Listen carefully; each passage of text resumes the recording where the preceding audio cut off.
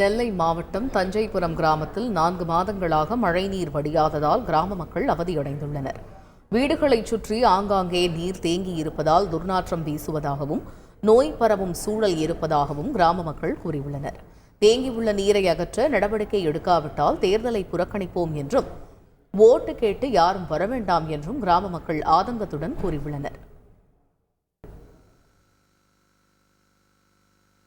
காஞ்சிபுரத்தில் 6 மாதமாக அந்த தண்ணி இப்போ வற்றவே இல்லை. எல்லா வீடுமே இடிஞ்சு உள்ள நிலைமை தான் இருக்குது. ஆனால் யாருமே எந்த நடவடிக்கையும் எடுக்கலை.